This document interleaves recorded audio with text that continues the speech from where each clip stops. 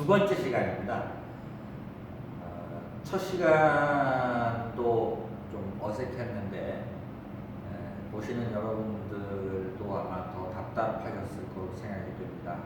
아무쪼록 대면하는 그날까지 건강에 유의하시고 답답하지만 이렇게라도 여러분과 이제 만날 수 있는 교육 시간을 가져야 하니까 양해를 부탁드리고, 앞 시간에 조금 길었죠? 이번 시간에 조금 그만큼 짧게 해서 마치는 걸로 신경을 많이 쓰도록 하겠습니다. 그러면 마이크가 잘 안 들리니까 제가 마이크 옆으로 가서 화면에서는 제 얼굴이 많이 늙어서 보기도 좀 민망스럽습니다. 화면에서 사라지도록 하고 설명을 계속하도록 하겠습니다.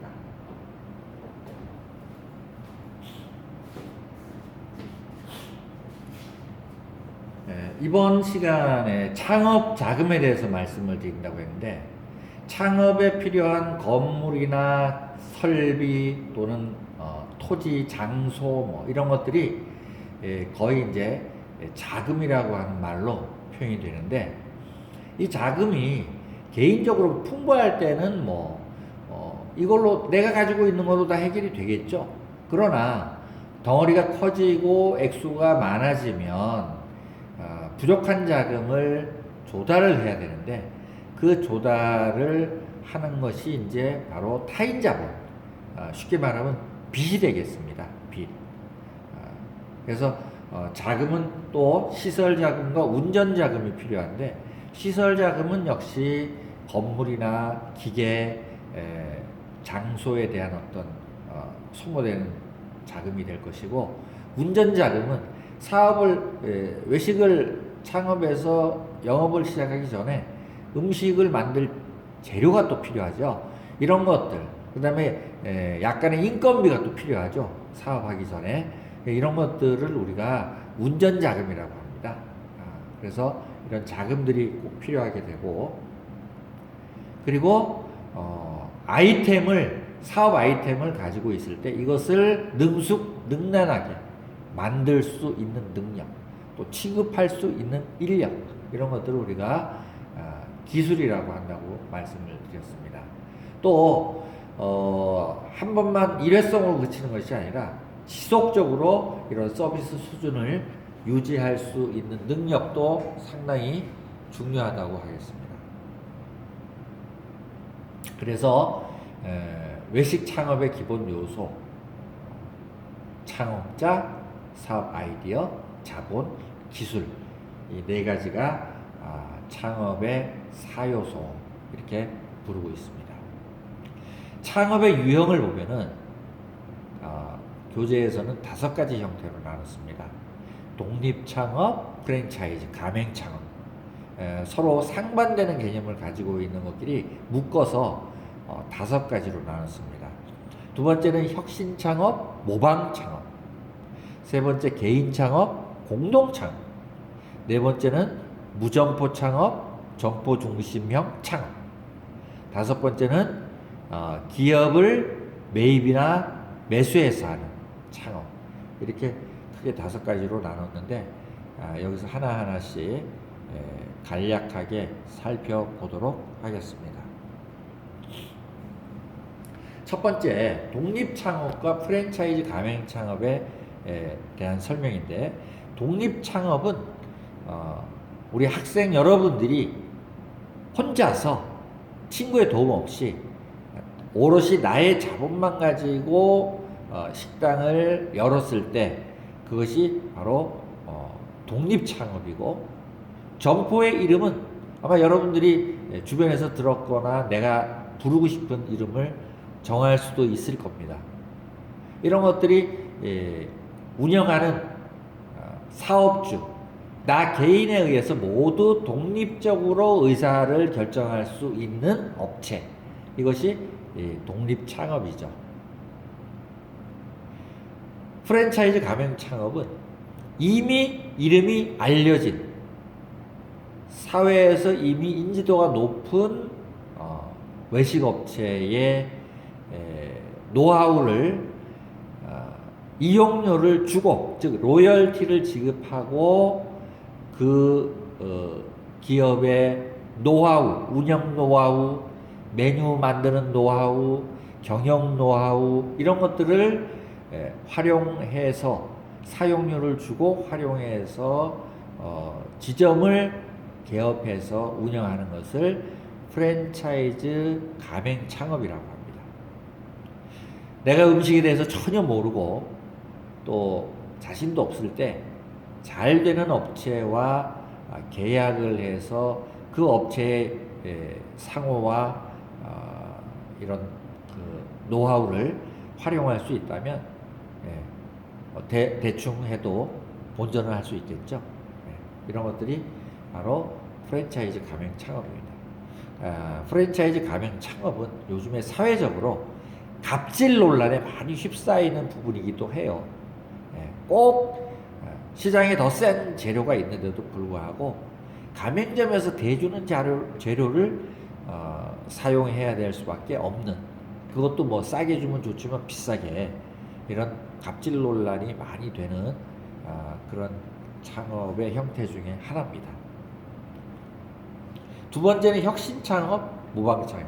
혁신창업은 전혀 새로운 아이템으로 하는 창업을 말합니다. 모방창업은 잘 되고 있는 것을 흉내내서 모방해서 유사하게 외식을 창업하는 것을 모방창업이라고 합니다.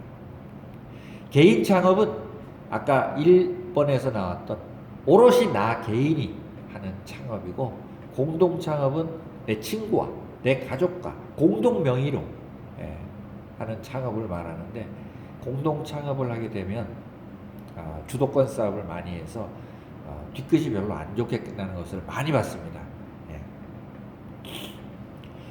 그 다음에 무점포 창업과 점포 중심형 창업인데, 무점포 창업은 가정에서 하는 거라.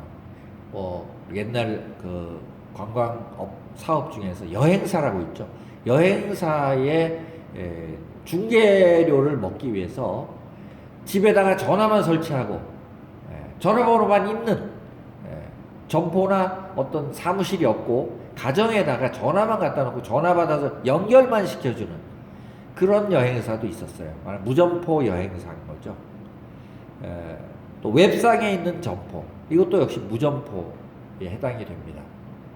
우리가 눈으로 볼 수 있고 만질 수 있고 가서 이용할 수 있는 건물과 홀이 있고 일하는 사람과 주방이 있는 곳을 점포 중심형 창업이라고 합니다. 그 다음에 기업 매입이나 매수인데, 이것은 잘 되고 있는 개인 기업이나 개인 창업, 외식 창업 회사나 이런 것을 인수해서 기존에 하던 것을 간판이나 인테리어만 약간 바꾸고 주인이 바뀌는 경우죠. 이런 경우에 좋은 회사, 좋은 그 외식 업체를 인수하게 되면 금방 처음 시작했음에도 불구하고 이미 있는 인지도 때문에 쉽게 안전 단계까지 이룰 수 있는 이점이 있지만, 만약에 이게 나쁜 이미지를 가진 사업체였거나 또 나한테 맞지 않는, 내 능력에 벗어나는 아이템이나 기술이 필요로 하는 경우에는 좀 나쁘게 마무리가 될 수 있는 위험도 있습니다. 따라서 시작하기 전에 상당히 주의를 해서 기업을 매입하고 매수를 해야 된다. 쉽게 말하면 망할 수도 있다, 이런 이야기가 되겠습니다.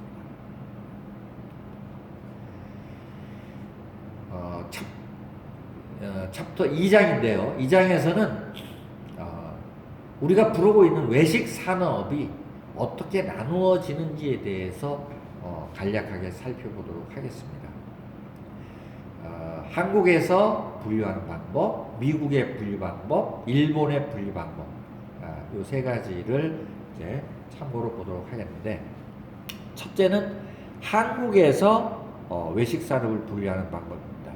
요 첫 번째 나와 있는 것은 한국 표준 산업 분류 기준에 따라서 음식업을 분류를 한 거죠. 외식 창업이라고 하면 이 중에서 한식부터 맨 밑에 있는 찻집, 제과점업까지 이 중에서 아마 여러분들이 하나를 선택해서 하게 되실 겁니다. 그래서 이런 것들이 이렇게 일반 음식, 기타 음식, 주점, 다과 이렇게 나오는데 일반 음식점이나 기타 음식점에서는 가무, 음주가 제한되는 경우가 있습니다. 제한되는 경우. 다음은 식품위생법상에 분류하는 업종, 업태입니다. 즉 휴게 음식점부터 맨 위에 있는 맨 아래에 있는 위탁 급식 영업, 즉 병원이나 군대 또는 고등학교, 중학교 급식을 하죠. 이것은 위탁받은 업체에서 바깥에서 음식을 조달하는 경우를 말합니다. 이렇게 업종이 5가지로 나눠지는데 휴게 음식점 영업의 특징은 술을 팔지 못하고 공연만 할 수 있습니다. 다방과 제과점 같은 경우. 또 일반 음식점 영업은 음식과 조리와 판매를 할 수 있는데 음주 행위를 할 수 있는, 반주를 할 수 있는 반주. 전문적인 술집이 아니고 식사와 함께 반주를 할 수 있는 이런 것이죠. 삼겹살집 같은 데가 대표적인 게 되겠습니다. 또 단란주점, 여기에 업종에서도 나타나 있듯이 주류와 음식을 조리 판매할 수 있는 곳입니다. 또 노래, 가무, 음곡이 가능한 곳이 단란주점입니다. 일반 음식점이나 휴게 음식점에서 음곡을 할 수, 노래 부르고 춤추고 하는 것을 할 수가 없는 거죠. 술 마시고 노래하고 하는 것은 단란주점만 가능하다. 그 다음에 유흥주점 영업은 술과 음식을 조리 판매하는 곳인데 역시 여기는 유흥 접객원, 접대부가 근무를 하고 있습니다. 룸사롱, 카바레, 디스코클럽 이런 곳을 말하는 거죠. 위탁급식은 음주 행위가 절대 금지가 되어 있습니다. 병원, 학교 이런 곳이기 때문에 금지가 되어 있죠. 그래서 식품위생법상에서도 이렇게 분류를 하고 있고 마지막으로는 관광진흥법상에서도 음식점을 분류하고 있는데 전부 다 관광자가 들어가는 거죠. 전문 관광식당, 일반 관광식당, 관광음식점업, 외국인 전용 유흥 음식점업 이렇게 되어 있는데 이 관리는 상당히 까다롭게 관리가 되고 있어요. 왜냐하면 외국인들이 이용하기 때문에 한국의 위상과 관련되는 것이기 때문에 상당히 통과 기준, 지정 기준이라든가 등록 기준이 까다롭게 되어 있다는 거죠. 참고로 관광 편의시설업의 종류를 보면 가부터 시작해서 관광 유흥 음식점, 외국인 전용 유흥 음식점업, 관광 식당업, 그리고 관광 토속주 판매업이라고 하는 것이 바로 이 관광진흥법상에서 분류한 관광 식당의 업태가 되겠습니다. 두 번째는 미국의 외식 사업의 분류입니다. 미국에서는 미국 표준 산업 분류, 즉 스탠다드 인더스트리얼 클래시피케이션 SIC라고 하는 약자로 표현을 하는데 이것을 근거로 분류를 합니다. 두 번째는 미국 레스토랑 협회에서 분류한 것이 있는데 이 두 가지를 기준으로 하는데 앞에 SIC에서 분류한 내용을 보면은 외식업은 첫 번째 풀 서비스 레스토랑, 모든 서비스를 다 하는 전통적인 디너를 제공받는 레스토랑이죠. 술과 음식 이런 것들, 음악까지. 그 다음에 두 번째는 리미티드 서비스입니다. 리미티드, 좀 뭔가 제한된 풀 서비스가 아닌 이런 것이죠. 풀 서비스와 리미티드 서비스는 영리 법인이 운영한다고 보시면 되겠습니다. 그리고 세 번째는 스페셜 푸드 서비스, 네 번째는 주점, 드링킹 플레이스, 이렇게 네 가지로 분류를 하고 있어요. 그리고 외식 산업을 레스토랑 협회에서는 첫 번째 영리, 커머셜, 넌 커머셜, 비영리는 이제 병원이나 군대와 같은 밀리터리 같은 것은 비영리인데, 미국 외식 산업 업체 분류에 보면 세 번째 밀리터리 레스토랑 서비스라고 하는 것이 군대 급식이라고 하는 것이 나와 있습니다. 그래서 세 가지, 영리, 비영리, 군대식, 이렇게 세 가지가 미국 레스토랑 협회에서 분류하는 방법이고요. 그리고 우리 옆에 있는 일본은 외식 산업을 이렇게 간단하게 분류를 하고 있어요. 일반 음식과 유흥주점이다. 네. 일반 음식점에서는 술을 반주할 수 있는 것은 팔지만 전문적으로 뭐 유흥, 가무, 공연 이런 것을 허용하지는 않습니다. 단순하게 관광객이 왔을 때 일본 전통춤을 보여준다든가, 또 한국에 오는 관광객들에게 부채춤을 보여준다든가 보여주는 공연은 가능하지만 일반 음식점에서 유흥 접객원을 두고 음주 가무를 할 수는 없다. 이렇게 이제 나눠지는 거죠. 네. 자, 이렇게 해서 두 번째 시간이 좀 짧게 끝났습니다. 앞에 올렸던 첫 번째 것과 두 번째 것이 보통 한 54페이지 정도의 PPT로 구성이 되어 있었는데, 여러분들에게 강의를 좀 쉽게 이해하기 위해서 내용을 많이 줄였습니다. 그래서 두 번째 시간을 합해서 이제 제1장이 맞춰진 거죠. 제1장이 맞춰진 거죠. 그래서 여러분들께서는 이 제1장을 오늘 공부를 다 했습니다.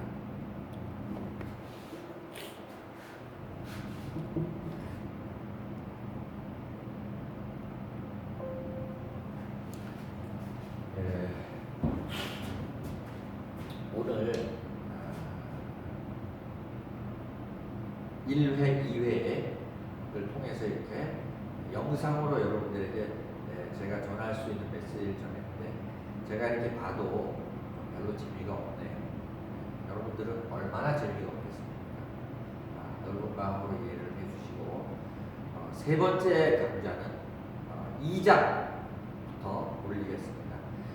원래 그 강의 끝에는 문제를 내서 여러분이 좀 복습할 수 있도록 하는 시간을 드려야 되는데, 이번에 제가 준비가 좀 미흡해서 또 강의도 못하는데 무슨 또 그 리포트까지 받느냐 이런 생각이 들어서 스스로 부담을 좀 안 드리기로 했습니다.